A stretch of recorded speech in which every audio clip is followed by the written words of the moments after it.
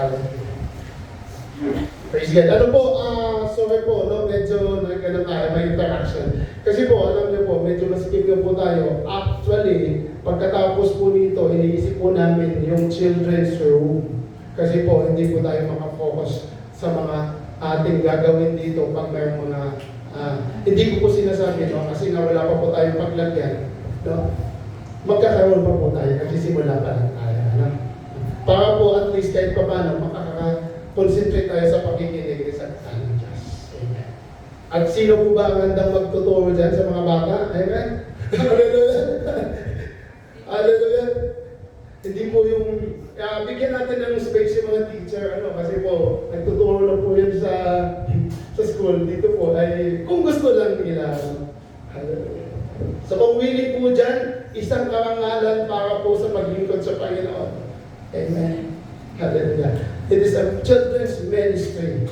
No, unti-unti na po natin hinihimay-himay yung mga ministry ng ating church. Because we are a church, the growing church. Amen. Hallelujah.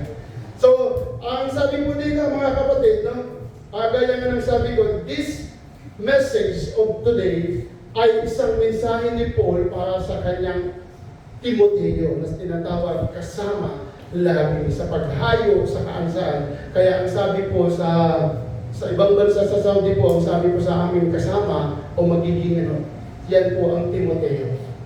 Ibig po sabihin, if you go 2 by 2, meron kang Timoteo sa buhay. Matalam po ng ating kapatid yan. So, hallelujah. Sabi po dito,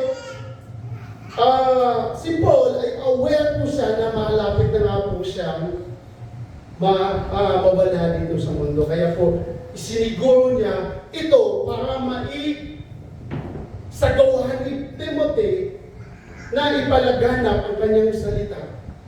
No? Hallelujah. Kaya kung sabi mo dito, if you finish the race, it is by fighting a good fight.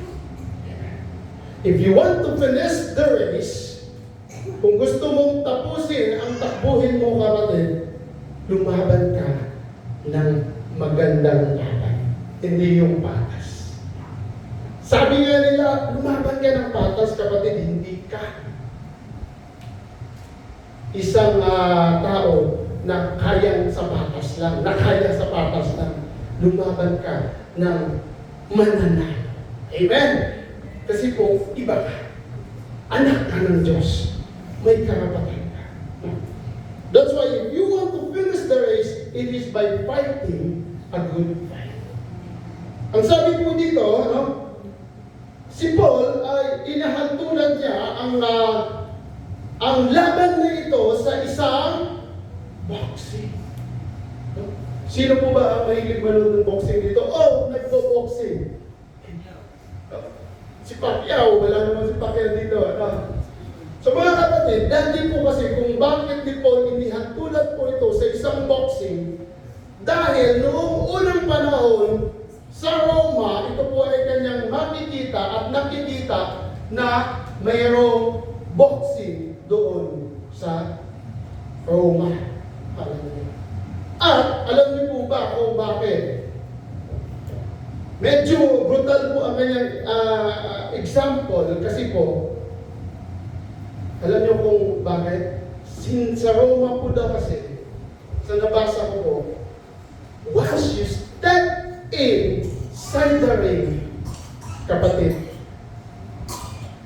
siguraduhin mo na manalo ka. Bakit? Pwede kang makalakas. Amen. Once you step inside the ring, maaari kang mamatay at madadaig na kalaban. Amen. Ang sabi po dito, lumaban ka ng magandang laban. Si David lumaban sa kanyang Goliath, ano ang kanyang ginawa? Hindi niya ipinasarili. Dahil siya ay maliit, pero anong ginawa niya? This is not my battle, it is the Lord's battle. Laban po ng Diyos. Ano ang kailangan po dito? Pananampalataya at pagtitiwala sa Diyos. Amen? Isang palakpak po dyan sa kanya. Hallelujah.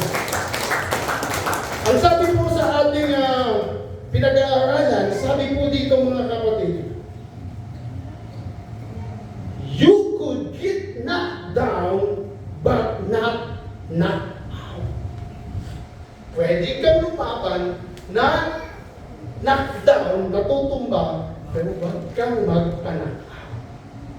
Bakit? Kasi, wala po. May inimbitahan po kami kagabi. Meron pong laban. Inimbitahan po kami na this is the right message. Sa lahat naman po ay ito po ang mensahe dahil sa ating pinagdadaanan. Pero kung nandito po siya, ito po ay tamang tama. Naisip ko nga po siya. Dahil, alam niyo bakit? Lumaban ka na walang Diyos, anong meron ka? All odds. Amen? Talo ka. Bakit? Hindi ka lumaban. Kasama mo ang Diyos sa buhay mo. Lumaban ka, ang Panginoon ay uunahan ka para sa laban. Hello? Amen. Amen po ba? Hallelujah.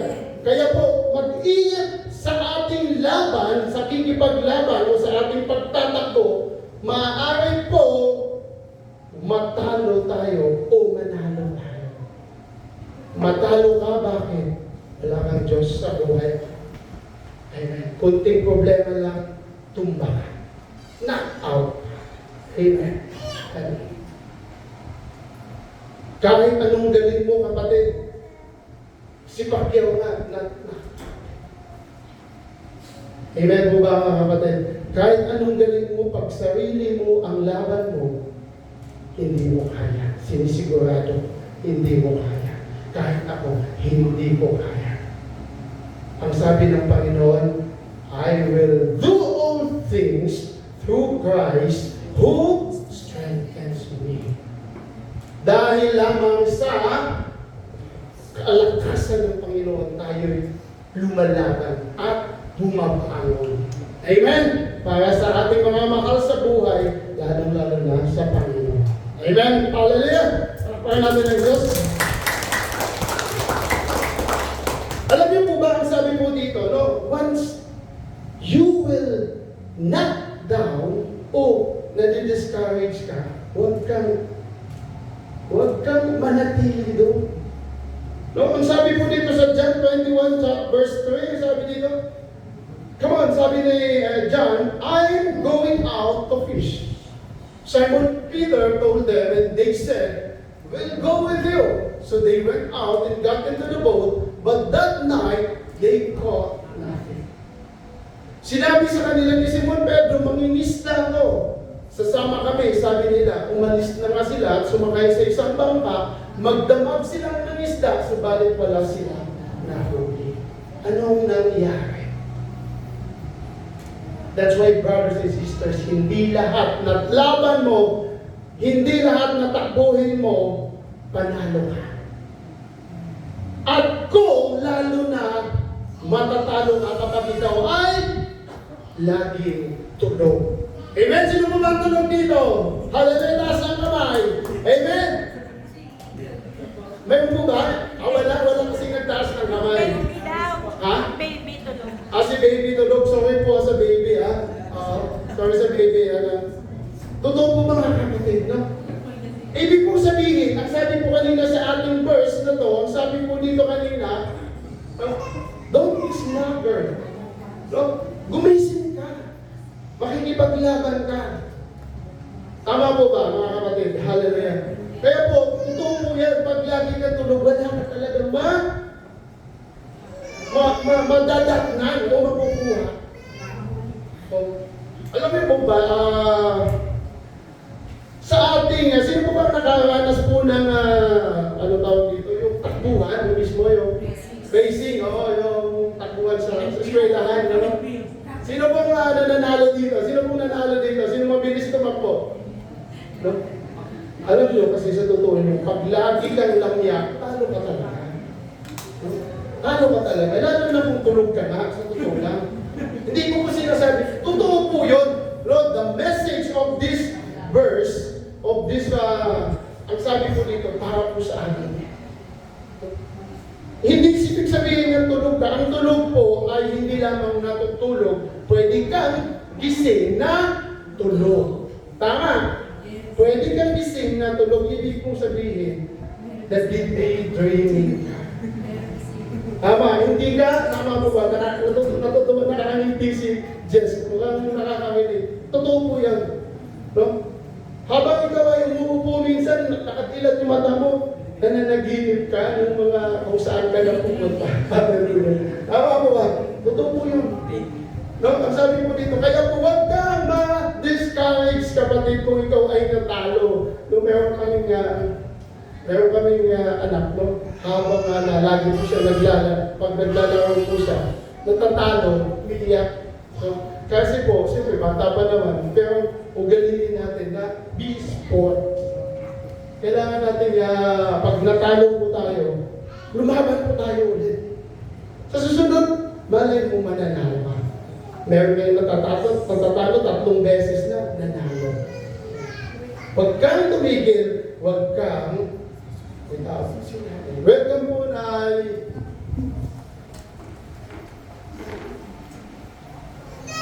Ang sabi po sa ating text ngayon, the best thing we can do, or the best thing na pwede natin gawin is to focus your eyes on Jesus Christ.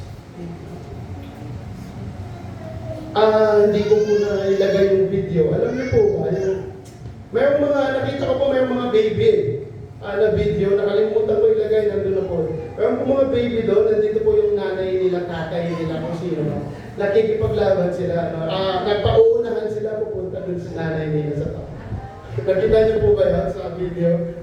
Ang bata ka po talaga, habang gumagapang, kung saan pumunta, hindi mo nakapokus doon. So wag po tayong gano'n, hindi mo tayo baby, So tayo po ay,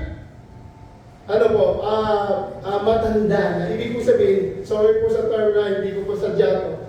Ano po tawag ito? Matanda na po sa Panginoon. Ibig ko sabihin, mature. Tama, sorry po. Mature, sa pananampalataya. So dapat po, we have to focus your eyes on Jesus Christ. Ang sabi po dito in Hebrews chapter 12 verse 2, we do this by keeping our eyes on Jesus, the champion who initiates and perfects our faith. We have to focus o ituon natin ang ating paningin kay Jesus sa kanyang nakasalalay ang ating pananampalataya mula simula hanggang katapusan. And I want to tell you this secret, or hindi na po secret ito mga kapatid. Naniniwala po ba kayo na kada isa sa atin ay champion? Naniniwala po ba kayo? Sino po ang hindi naniniwala? Itaas ang kamay. Wala naman po pala naniniwala. Lahat naniniwala. Bakit?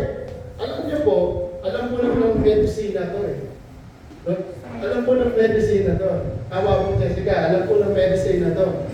Lahat po tayo champion. Alam niyo po, the moment sorry po sa mga bata, pero ito po, the moment na ipinanganak ka, champion ka. Kasi bakit? Ang mga kalaban mo, milyon-milyon, tama po ba, our doctor, tama po ba? Ang kalaban mo, milyon-milyon, na pumasok sa sinapupunan ng nanay, pero ikaw, amen? That's why, sabi, I am champion. Kung nang wala naman ng gaya yan, sabi nga ulit, I am champion. Ganun po. Kasi po, nung isinilang ka, kapatid, champion ka. Tama po ba? Kasi nga po, sa daming sperm na pumasok doon sa sinapupunan ng nanay mo, ikaw ay pinili. Maaaring 2 kayo, 3, pero kapatid, iba-iba ang pagiging champion. Tama mo, hallelujah. Kaya po, ang sabi po dito in our next verse, in our next point, ang sabi dito, if you want to finish the race, it is by keep on running. Patuloy kang tumakbo. Huwag kang tumigil, It is by keep on running. Finish the race by keep on running. Patuloy kang tumakbo, patuloy lang, huwag kang tumigil. Alam niyo po, mayroon akong nakitang athlete. Along the way, malapit na lang po siya makatapos, ma-finish. No? Napilay po siya. Hindi po siya nanalo. Pero ano yung ginawa niya? Itinapos niya yung laban niya. Iginapang niya. Iginapang niya ang laban niya hanggang doon sa takbuhin, sa finish line. Amen. Amen po ba? Hallelujah. Kaya po mga kapatid, keep on running. Don't give up. Don't quit. Don't stop. Hallelujah. Patuloy ang laban para sa Panginoon. Kasi po, mga kapatid, kung ikaw man ay nandito, ikaw lang ang nandito, hindi mo pwedeng dalhin o pwedeng isave ang kasama mo. It is an individual salvation and it is not by sprint. Ibig po sabihin, ang takbuhin po natin ay hindi lamang panandalian. Ito po ay isang marathon. No? Ang ibig po sabihin, ang sprint po kasi sa ating oval o sa ating takbo, it is by 100 meter, it is by 200 meters. No? Mayroon po siyang length distance para manalo ka. Pero kapatid, the true salvation at kung gusto mong manalo at maligtas, keep on running. Anumang, sabi nga ng kasabihan, anumang layo o ikot ng prosesyon, pwede ba ba? Ano tawag doon? Doon din yun. Tama po ba? Sa simbahan lang. Sabi mo na. Kahit ikot-ikot ka, kapatid, kahit matagal man yan, at least, anong sabi sa atin verse? You have the crown of righteousness that you are longing and waiting, no, sa pagdating ng Panginoon. Are you excited, church? Hallelujah! Come on, palawakan natin ang Diyos. Kaya po sabi ni Paul, ang takbuhin po ay hindi lamang po yan panandalian. It is by marathon, long distance. Maaari kang manguna, maaari kang mahuli, pero ang dulo, panalo. Ang sabi po sa salita ng Diyos, ang sino mang mananatili hanggang wakas ay maliligtas. Amen! Hallelujah! Woo! Sino po ang gusto maligtas dito ang mananatili? Amen! Thank you, Lord. Hallelujah. Ang sabi naman po sa Hebrews chapter 12 verse 1, sabi niya, therefore, since we are surrounded by such huge crowd of witness to the life of faith, let us strip off every weight that slows us down, especially the sin that so easily trip us up, and let us run with endurance the race God has set before us. Kapatid, tanggalin natin ang anumang balakid at ang kasalanan kumakapit sa atin. Buong tiyaga tayong tumakbo sa takbuhin na sa atin. Kung ikaw man ay tumatakbo na mabigat yung dala mo, kapatid, sigurado ko, mahuhuli ka. Amen. Kasi bakit? Madami kang dala. Kaya ang sabi po sa Hebrews chapter 12 verse 1, tanggalin mo, strip off those things na nagiging hindrance para sa takbuhin mo. Kung may maleta ka man dyan sa puso mo, ibaba mo, makakatakbo ka. Amen. Kung may sagabal man sa harapan mo, tanggalin mo, makakatakbo ka. Amen po ba? Hallelujah. Palpakan natin ang Panginoon. Ano man yan, ang sabi ng Panginoon, even the unforgiveness, you think believe that life is unfair. Kapatid, ituon mo ang focus mo. Ituon natin ang ating paningin. Alam niyo po ba, ngayon, napakadali na lang tumakbo. Pero kung gusto mo pang magdala ng kabigatan, sigurado ko kapatid, na sa'yo na yan. Ipinasa na ni Lord sa cross lahat ng mga kasalanan, lahat na takbuhin, lahat ng mga kabigatan natin. This is the gear of the marathon. Napakadaan na po yan. This is only an illustration, mga kapatid. Ang iba po dyan, maiksing. Ang iba po dyan, hubad. Hubad ng dapat para makatakbo ng maayos. Magaan na yan, napakagaan yan. Light na po yung mga damit ngayon sa pagtakbo. Pero kung gusto mo po na mabigatan ka, yung iba, naglalagay ng weight para mahirap. Kapatid, once Jesus saved us in the cross of Calvary, He took away our sins.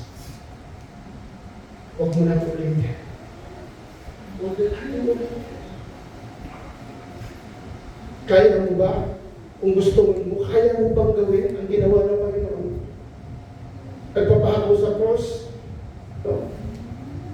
Binayubay, nilatay, lahat ginawa niya para po sa ating mga kasalanan. Pagkaanin mo ang buhay mo para sa Panginoon. Amen? Hallelujah! Palakpakan natin. Thank you. Alam nyo, mga kapatid, kasi po, minsan, ang kasalanan, hindi po natin alam na kasalanan. Agree to disagree. Agree. Kasi po, meron kahit naman simple lang, hindi mo alam, ini-entice ka na ng demonyo para sa kasalanan. Bakit? Kunting kanta lang ng worldly songs. Hello, sorry po, this is true. Kunting kanta lang ng worldly songs. Napapakanta ka kahit music ministry ka na. Sorry po, but this is true. Kasi po, ang sabi nga po ng anak namin, kasi po, catchy. Catchy. Ano po ba yung catchy? Madaling? Oo, malaman. Ano po yung sabi ng... Eh po, minsan po napapakanta po yung aming anak eh. Kumanta pa po siya dun sa kapatid namin. Ano po yung kanta niya? Dancing in the dark. Tapos, sinaway siya ng kanyang tita. Sabi niya, oh, bakit ka nagkanta? Huwag niyong sabihin kay mama. Mami, huwag niyong sabihin. Sa mga kapatid, kasi po, ang ganda daw po nadinig niya lang po yun. Sometimes, that is the voice of the devil para po lalo kang nakama. Ito po. Alam niyo po, kahit bad paper na yan sa office, guilty or not guilty, kahit lapis na yan, ballpen, napapapasok mo sa bulsa mo sa susunod, printer na yan. Tama po ba, mga kapatid? Akala natin, okay lang yun. Pero hindi. Totoo po yun. Kahit ako guilty po dyan, kasi akala, hindi gumawa na ng isang bad paper, pagtutong bad paper dyan, sa susunod, nilakihan mo na. Kasi po, totoo po. Natutuwa po yung mga kasama po kayo yung kasamahan sa Republic. Welcome po siya. Hallelujah. Dati. So, that's why, brothers and sisters, iwasan po natin. Hindi man siya madaling iwasan, pero pwedeng iwasan. Amen? Hallelujah. Hindi man siya madaling bitawan, pero pwedeng iwasan. Hallelujah. So sabi po sa Philippians chapter 3, verse 12 to 4, sabi po sa 13 na lang, no, dear brothers and sisters, I have not achieved, but I focus on this one thing, forgetting the past and looking forward to what lies. Sa Tagalog po, ang sabi niya dito, sinisikap kong makamtan ng gantimpala sapagkat ito ang dahilan kung bakit ako'y tinawag ni Kristo Jesus. Ngunit isang bagay ang ginagawa ko habang nililimot ko ang nakaraan at sinisikap na marating ang layunin nais ko mahal. Hallelujah. Ano po ang nais na kantang sa ating mensahe? The heavenly place. Ang buhay na nasa langit. Hello. Hallelujah. Palakpakan natin yung Lord. That's why, brothers and sisters, we have to fix our eyes on the prize. The other one, nagsabi po, focus your eyes on Jesus Christ. This one, we have to fix your eyes on the prize. Di ba po, ang sarap po, kaya nga minsan ang sarap sumali sa mga laro dahil mayroong prize. Lalo na pa po, 1,000, akin yan, amen, hallelujah. No, amen, ito po yan, kahit maliit lang, parang sarap po. Pero pag wala pa, medyo okay na. Hindi po, sa totoo lang po, minsan, diba? Kaya po, lalong ini-encourage tayo ni Paul. No? Kahit po sa Bible, mayroon kang gantimpala. Kahit huli ka man, pero nakatapos ka, kapatid, nananalo. Amen. So, fix your eyes on the prize. Ano po prize? The heavenly prize. Ang buhay na nasa langit. Amen? Amen. Hallelujah. Palapakan natin si Lord. Kung ano man po ang heavenly prize na yan, sigurado po, that is the best prize we can. Amen. Hallelujah. Kasi po, heavenly prize. Sabi po dito mga kapatid, sabi po dito, no? Alam mo po, kung mananatili ka sa kasalanan at tumatakbo ka sa iyong takbuhin, ang sabi po dito, namumuhay ka, no? Na mayroong guilt sa puso. Namumuhay ka na pwede kang ihahabak pababa. Kuha po ba natin? Hello. Tulungan niyo po ako. Ang sabi po dito, if you want to live patuloy sa kasalanan, pero gusto mo namang tumakbo para sa heavenly prize, anong meron ka? Wala ka. Maligam-gam ka. Totoo po yun. Maligam-gam ka. At hindi mo pwedeng isabihin kay Lord yan, na tumakbo naman ako, naniniwala naman ako sa iyo, tinanggap naman kita, pero patuloy ka pa rin namumuhay sa kasalanan, kapatid. Yes, that is a big X. Alam niyo po ano po ang the best po dyan? It is by repentance. O it is by stop sinning. So, ito po yung dapat natin alalahanin o isipin. So next slide is, sabi po dito, meron pong danger sa pagpatuloy sa kasalanan. Amen po ba? Kaya po, kapatid, i-encourage ko po, kahit sa sarili ko, ako po ay, habang nag-aaral po ako, naluluha po ako kasi po, napakaganda nito. Kasi bakit? Tingnan mo si Judas. Si Judas. Kilala niyo si Judas? Sabi mo sa Matthew chapter 27 verse 5, so Judas threw the money into the temple and left. Then he went away and hung himself. Inihagis ni Judas sa loob ng templo ang 30 pirasong pilak at pagkaalis doon, siya ay nag-victim. Bakit? Nung dinaya niya Panginoon, nung ipinagkalununo yung Panginoon, sorry.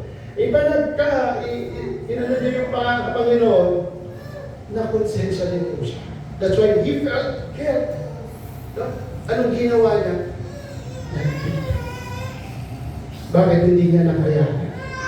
Kasi napakaganda at napakabait ng Panginoon ang ginawa niya. Binenta niya. Hallelujah. So that's why sa ating mga buhay, brothers and sisters, it is also sometimes nangyayari yan. Kung patuloy po tayo sa kasalanan at namumuhay po tayo dito, namumuhay po tayo sa kadiliman at namumuhay po tayo sa kaliwanagan, anong meron ka? Panginoon tayo. Sometimes, nakukonsensya ka. Sometimes, nakukundig ka. And maybe, at all times, magdi-decide ka na kukunin mo ang iyong buhay. Bakit? Mayroong bumubulong sa'yo. Totoo po. Pero kapatid, there is danger sa patuloy ng pagkakasala. At ito pa, brothers and sisters, sabi po sa John chapter 12 verse 4 to 6, si Judas na naman po, sabi po dito, but Judas Iscariot, the disciple who would soon betray him, said, that perfume was worth a year's wages. It should have been sold and the money given to the poor. Not he cared for the poor, he was thief. And since he was in charge of the disciples' money, he often stole some for himself. Si Judas po, kunwari po si Judas na nakikisimpatiya. Pero mayroon pala siyang dahilan na hindi maganda. Ang mahal ng perfume na yan, sayang sana ibinigay pa yan sa mga mahihirap. Pero anong pakay niya? Pag binenta po yun, meron siyang kupit po kakay. Ganun din po tayo sa totoo lang. Amen po ba? Sometimes, akala po natin nakakatulong tayo, pero meron po tayong hidden agenda sa likod nito. Guilty po tayo dyan. Guilty and not guilty. Hallelujah, guilty. Amen. So, totoo po yan. Parang ganito na ganit. Sino po bang politiko dito? But this is not against the politics. This is the real and true statement ng politiko. Yung tutulong ka, ipapakita mo sa Facebook, ipapakita mo sa social media. Sorry ito po ay totoo. Kung sabi po sa Biblia, don't let your left hand knows what your right hand doing. Hindi po pwede yan na tumulong ka kay kapatid picture. Tapos hindi mo nakangiti pa. Sa susunod na mga buwan na linggo, makikita mo for mayor. Hello, totoo po yan. Tama. Ingat po tayo dyan. That's why there is a danger sa mga bagay na yan. So, we have to continue fix your eyes on Jesus. Ito po, alam niyo po, may oras pa naman po tayo.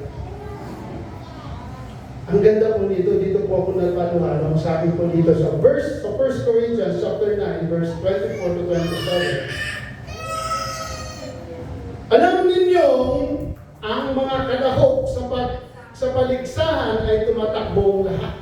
Tama po ba? Lahat na mga tumatakbo sa paligsahan ay tumatakbo nga. Ngunit isa lamang ang nagkakamit ng hindi pala. Pagbutihin ninyo ang pagtakbo upang kamtan ninyo ang gantimpala. Pagbutihin mo kami. Lahat ng manlalao nagsasanay ay may disiplina sa lahat ng bagay upang magkamit ng isang gantimpalang panandalian lamang. Ngunit ang gantimpalang hinahangad natin ay panghabang panahon. Tama. Pag nananalo ka kapatid dito sa mundong ito, asan mo nilalagay yung trophy mo? Display. Asan mo dinadala yung 1,000 mo na pinapanalunan? Ubus na. Pero ito kapatid, panghabang. Napakaganda. Amen? Ngunit, ang gantimpalang hinahangad natin ay panghabang panahon. This is eternal reward. Hello! Palamahan natin ang Lord. Thank you, Jesus. Kahit po si Paul, kahit po si Pablo, sabi dito, hindi ako tumatakbo ng walang patutunguhan at hindi ako sumusuntok sa hangin. Minsan, totoo yan, kapatid eh. Alam mo po, yung magsasabi ka ng ganito, ganyan, tapos hindi naman po talaga matutupad, suntok sa hangin. Kahit si Paul, kahit sarili niya, pinapabulaan, ini-aware niya. Na ang sabi po dito, subalit, pinahihirapan po ang aking katawan at sinusupil upang sa gayoy, hindi ako maalis sa paligsahan pagkatapos kong makaalis sa iba. So wala pong exempted dito kahit si Padre. Sinisikap niyang manatili sa paligsahan kasi pwede siyang matalo at hindi magkakamit ng gantimpalang mula sa langit at parabang panahon. The last point is to finish the race by guarding the faith. Kapatid, ang sabi mo dito, you have and I have to keep on guard sa pananampalataya mo. Minsan, ang sabi ko ng kapatid, naalala ko, ang ganda po ng mga, alam mo po, yung minsan ikaw na nakakaalam sa pananampalataya mo na lumilihis ka na. Napakaganda po ng testimony po doon na, parang lumilihis na po ako. Kailangan ko na lang Diyos muli sa buhay. Tama po yun. Ikaw mismo ay nakakaalam dahil ang relationship mo kay Lord ay hindi basta-basta makakakal. Maaari kang magpahinga pero hindi ka magpapatsay. Nandun pa rin ang seed sa buhay sa puso. Nandun pa rin yung salita ng Diyos na nanatili lang hindi tumutubo. Pero once na tumutubo yan, kapatid, bubunga at bubunga yan. Kaya po tayo lahat ay nandito. Palakpakan natin ang Panginoon. Hallelujah. Thank you, Lord. In conclusion, brothers and sisters, ang sabi po dito, so we don't look at the troubles in 2 Corinthians chapter 4, verse 16 to 18. We don't look at the troubles we can see now, rather we fix our gaze on things that cannot be seen. For the things we see now will soon be gone, but the things we cannot see will last forever. Maaring katabi mo, kapatid, ay mawawala. Maaring mahal mo sa buhay ay mawawala. Lahat na nandito sa mundo ay mawawala. Pero ang mga bagay na hindi nakikita ay panghabang buhay. Amen. Hallelujah. Ang sabi niya namin sa pangalan ng Diyos. Alam niyo po, tatlo lang ang manatili panghabang buhay. Tatlo. Take note. Una, panghabang buhay. Heaven. Amen. Pangalawa, hell. Pangatlo, pwedeng ikaw, pwedeng ako. Dahil we are bound for heaven for eternity. Amen? Maaari lang, that's why we have to be careful. Danger, mga kapatid, pwede ka din. Doon sa sinasabi natin pangalawa, ano po yun? Heaven, hell. Maybe yung kapatid mo, katabi mo, lahat na. Ama, panghabang buhay ka, kapatid. We are citizens of heaven. Amen. Huwag na tayong maligaw dun sa pangalawa. Amen? Agree mo ba tayo? Amen? Sabihin mo sa katabi mo, panglangit ka, kapatid. Hallelujah! Woo! That's why, ano pong kayang gagawin? Look on things that ano po yung mga bagay na hindi nakikita? Panalangin. Pagtitipon-tipon na mga prayer. Lahat na para sa Diyos, ito po ay panghabang. So sabi po dito, brothers and sisters, we have three, sum up na po natin, sabi po kanina, if you want to finish the race, you have to keep fighting. If you want to finish the race, you have to run the race, don't give up. If you want to finish the race, you have to guard your faith. Hallelujah. So mga kapatid, ang sabi po dito, this is the last reward ng sabi po sa 2 Timothy chapter 4 verse 8. Ito po ang kaninang sabi natin. Now there is in store for me the crown of righteousness. Ito po ang maganda. Ito po yung pinati nito. Which the Lord, the righteous judge, will award to me on that day, and not only to me, but also to all who have loved for His.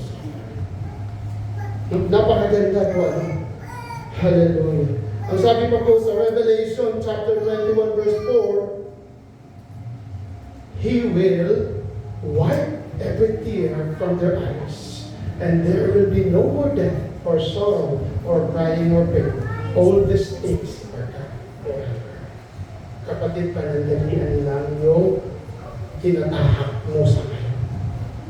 Sabi ko nga kanina, maaaring yan po ay sprint or marathon, but at the end of the day, the Lord will wipe your tears, and you will be in His kingdom forever. Kahit pati ako. Kasi hindi naman pwede kayo lahat. Hallelujah. So Lord, the last verse, sabi po dito, gaya ng sinasabi natin, ngunit ang mananatiling tapat hanggang wakas ay maliligtas ang lahat ng anak ng Diyos. Tayo po ito ngayon. Hallelujah. Oh, we thank you, Lord God. Itaas natin ang kamay natin, oh God. Hallelujah.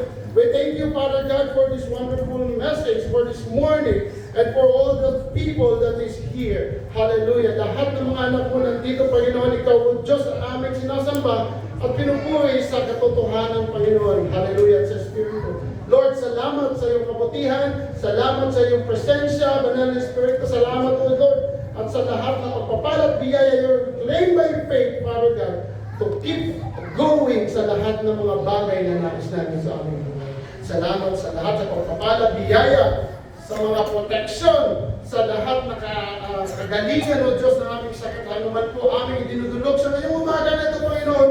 Lord, dear us, O God, hipuin mo po kami, Panginoon, at mangusap ka sa bawat isa sa amin.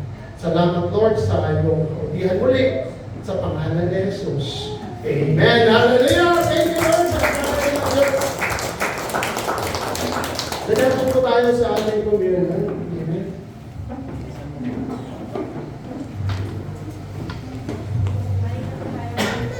Pwede po tayo bumuko.